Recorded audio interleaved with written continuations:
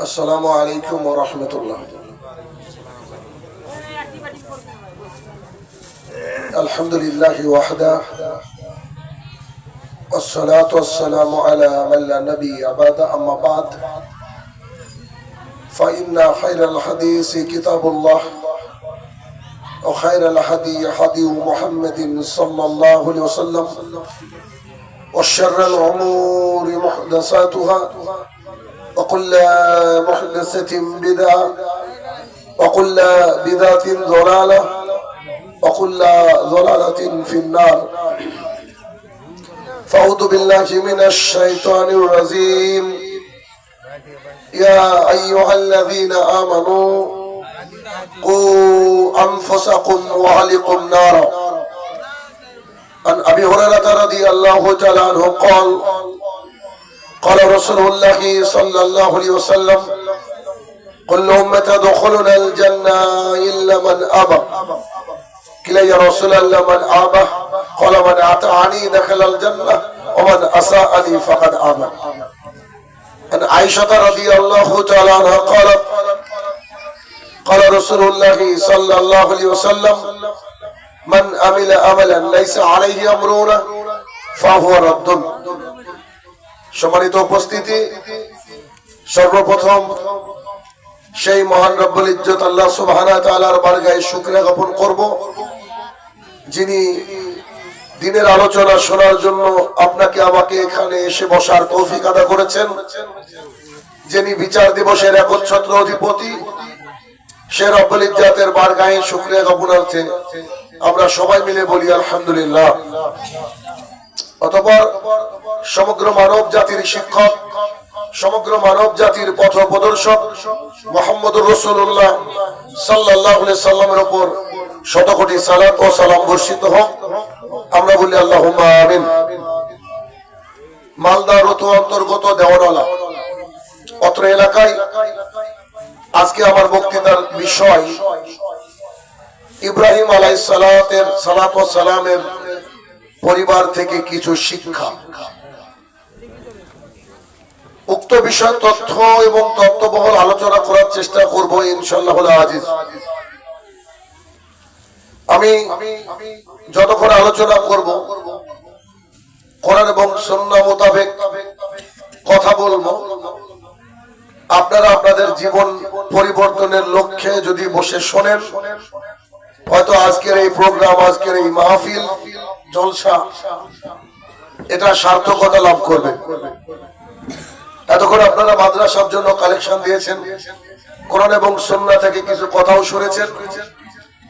আমি আপনাদেরকে একেবারে নিট অ্যান্ড ক্লিন ভাবে কিছু কথা শোনানোর চেষ্টা করব, যাতে আপনার আমার ঈমানের উন্নতি হয়। অতএব উদ্দেশ্য কি, যে আমরা কোরআন এবং সুন্নাহ শুনে আমাদের যেন ঈমান বৃদ্ধি পাই। এতো নাকি? আচ্ছা, আমার কথা সবাই বুঝতে পারছেন তাই না? অসুবিধা হচ্ছে না? ওকে। আমি আপনাদেরকে দিন ইসলাম শেখাবো, শোনাবো, এই উদ্দেশ্যে এসেছি। আপনারা এখন থেকে নিয়তটা করে নেন যে আমরা এখানে বসে যা শুনবো তা আমি মানবো এবং আমার পরিবারকে মানার জন্য যথেষ্ট ভাবে চেষ্টা করব। বলেন ইনশাআল্লাহ। সবাই বলেন ইনশাআল্লাহ। কেননা যে কোনো মুহূর্তে মালাকুল মউত চলে আসতে পারে, তখন কিন্তু আমরা তওবা ইস্তেগফার করার কোনো সুযোগ পাবো না। তো আজকে আলোচনার বিষয় বললাম যে ইব্রাহিম আলাইহিস সালামের পরিবার থেকে শিক্ষা। আপনারা আমাকে বলেন তো, ইব্রাহিম আলাইহিস সালাম তিনি কে ছিলেন? বলেন আপনার সামনে থেকে, ইব্রাহিম কে ছিলেন?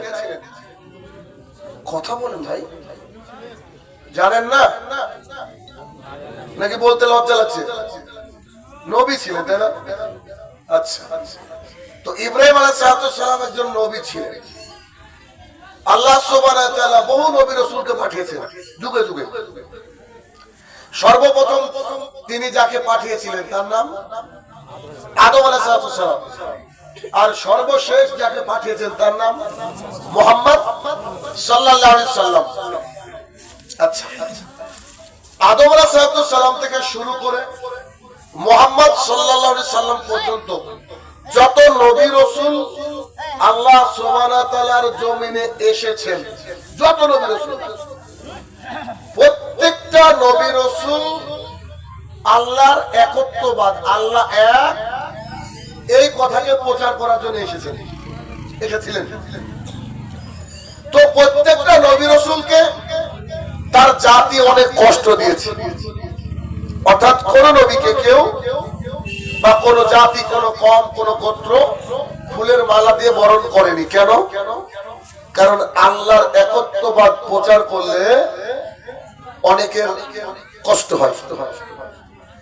তো আদম আলাইহিস সালাম থেকে শুরু করে মুহাম্মদ সাল্লাল্লাহু আলাইহি সাল্লাম পর্যন্ত যত নবী রাসূল আল্লাহ তাআলা পাঠিয়েছেন, সমস্ত নবী রাসূলের মধ্যে সবচেয়ে বেশি আল্লাহ তাআলা যাকে পরীক্ষা করেছেন, কষ্ট দিয়েছেন, তিনার নাম হচ্ছে ইব্রাহিম আলাইহিস সালাম।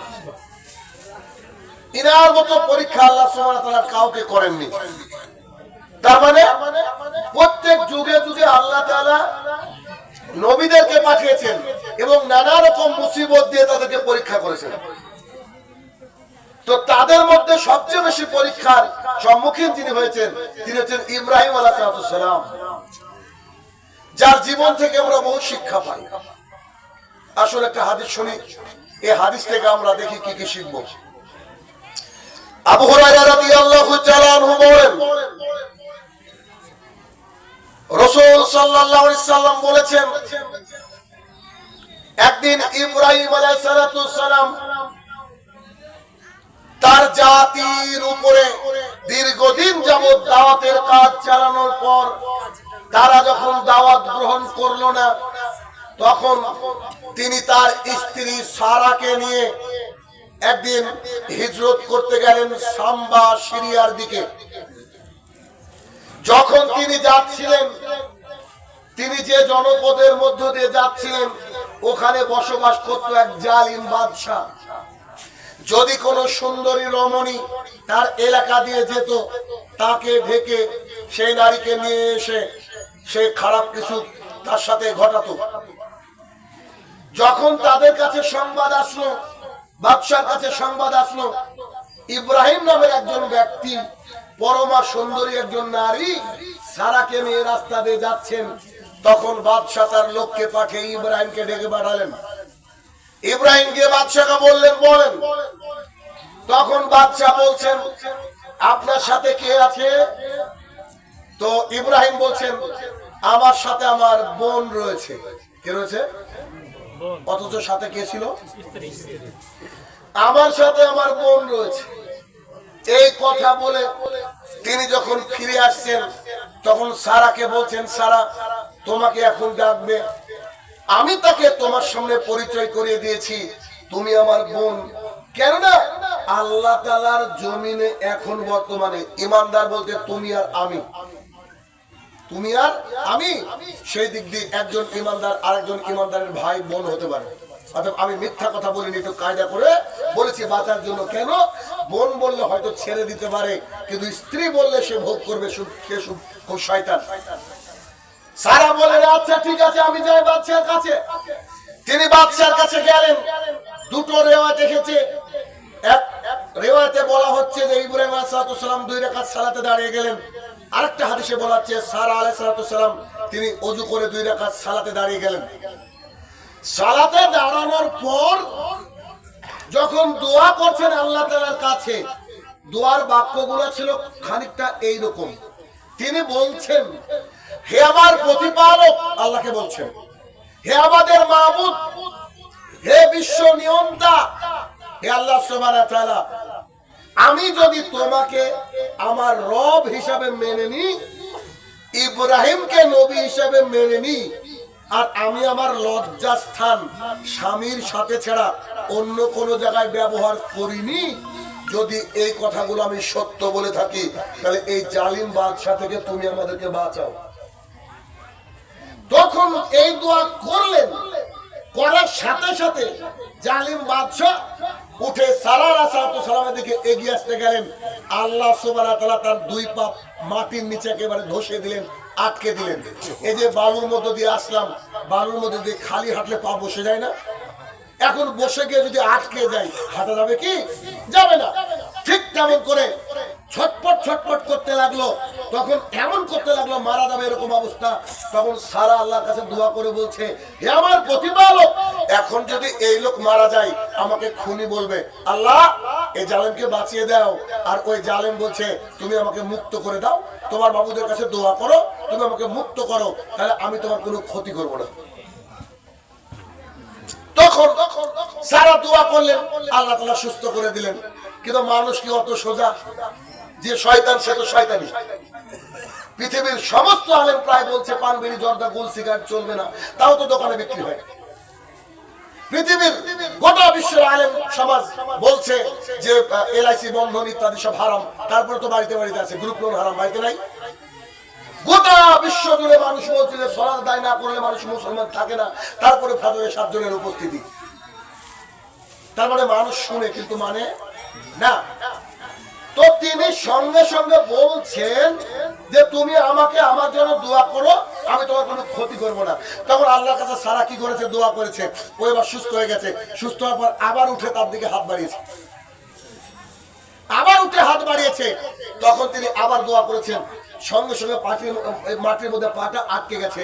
তখন তিনি বলছেন, এবার এবার এবার এবার এবার দোয়া করো, দোয়া করো, আমি আর তোমাকে কোনো ক্ষতি করবো না। তারপরে সে এরকম করে পরপর 2-3 বার করেছে। তখন রাগ করে তার লোকজনকে বলছে, আরে কাকে ধরে এনেছো? একটা মহিলা নাকি? একটা যে জিন, একটা শয়তান, একে তাড়িয়ে দাও, সাথে একটা হাদিয়া দিয়ে দাও। হাদিয়ার নাম হাজেরা। কি নাম? হাজেরা। এখন একটা হাদিস শুনলাম, এই হাদিস থেকে আমরা দেখবো আমরা কি শিখতে পারি। এক, কারণ সারা জীবন খালি বক্তৃতা শুনবেন আর যাওয়ার সময় বলবেন মাশাআল্লাহ আলহামদুলিল্লাহ কত সুন্দর বক্তৃতা, এরকম সারা জীবন করলে কোনো উপকার হবে না। যতক্ষণ না বক্তৃতা শুনে না বুঝবেন, বুঝে নিজের জীবনে অ্যাপ্লাই করবেন, তার আগে কোনো কাজ নাই। কথাকে বোঝাতে পারছি আমি? বক্তৃতাকে কি করতে হবে? শুনতে হবে, শুনে মানতে হবে, মানলেই তবে কাজ। আর যদি না মানেন, কাজ হবে কি? বড় ডাক্তারের কাছে গেলেন, ডাক্তারের প্রেসক্রিপশন করে দিয়েছে, এবার প্রেসক্রিপশন শোকেসের মধ্যে রেখে দিয়েছে, রোগ সেরে যাবে, তাই না? সারবে না। তাহলে শুধু শুনলে হবে না, মানতে হবে। দেখেন, প্রথম কথা হচ্ছে ইব্রাহিম আলাইহিস সালাম এবং তার স্ত্রী দুজনে তার গ্রামে দীর্ঘদিন দাওয়াতের কাজ করেছেন। ইব্রাহিম আলাইহিস সালাম দাওয়াতের কাজ করেছেন। যখন দেখলেন জাতির সামনে টিকতে পারলেন না, তখন তিনারা পবিত্র ভূমি শাম অথবা সিরিয়ার দিকে হিজরত করলেন। তার মানে এখানে একটা কথা আপনাকে বোঝাই এই অংশ থেকে, যদি কোনো মানুষ হক সঠিক ইসলামের দিকে মানুষকে ডাকে, তো তার এলাকার লোকের সাথে তার ঝামেলা হবে। বুঝতে পারেন? একটু বুঝাই। 2009 সালে সৌদি আরব গেলাম। আমি সৌদি আরবে যাওয়ার আগে আমি আমার এলাকার এমন একজন মানুষ, যখন আমি ক্লাস 11-এ পড়তাম, তখন 12 ক্লাস মানে 12-এর ছাত্র পড়াতাম। আল্লাহ সুবহানাহু ওয়া তাআলা মেধা বোধহয় কিছুটা দিয়েছিল, নইলে উপর ক্লাসের ছাত্রকে তো পড়ানো সম্ভব না। তো আমাদের এলাকার এমন কোনো বাড়ি নাই, খুবই কম, যার ছেলে মেয়ে আমার কাছে পড়েনি, আমার হাতে মার খাইনি। এখনো আমি ইংরেজি পড়াই, একই গতিতে আছে। আমি গোটা গ্রামের মানুষ বলতে পারবে না যে কোনোদিন কোনো ঝামেলা জড়িয়েছি। কেউ বলতে পারবে না যে কাউকে তুই বলে কথা বলেছি, মানে বড় বয়সের মানুষকে। কেউ বলতে পারবে না যে লাঠি সোটা হাতে নিয়ে বাবার হয়ে ওই অমকের যুদ্ধ করেছে, ঝামেলা করেছে, কেউ বলতে পারবে না। একেবারে শান্ত শিষ্ট ভালো আমি ছেলে, আমার এলাকায় এটা পরিচিত। সৌদি আরবে গেলাম, যাওয়ার পর দিন ইসলামকে চর্চা করতে শুরু করলাম। 2012 সালে এসে যখন আমি প্রথম সলাতের উপর একটা কিতাব লিখলাম আর জোরে আমিন বলা শুরু করলাম, তখন আমার এলাকার সব মানুষ আমার বিরোধিতা করতে শুরু করলো। গোটা এলাকার মানুষ, এমনকি আমি যখন মসজিদ তৈরি করা শুরু করলাম, মসজিদকে রাতের মধ্যে এসে ভেঙে ফেলবে পরিকল্পনা হয়েছিল। আমার বাড়ির সামনে যদি আপনি এখান থেকে যান, গিয়ে যদি জিজ্ঞাসা করেন শাহিনুর রহমানের বাড়ি কোনটা, তো আমার চাচা আপনাকে বলবে ও শাহিনুর রহমান নামে কেউ থাকে না গ্রামে। আমার অপরাধ কি? আমার অপরাধ হচ্ছে আমাদের এলাকাটা হচ্ছে হানাফি, নকল হানাফি, হানাফি তো না আসলে, পাক্কা হানাফি আমরা। কেন এই কথা কেন বললাম?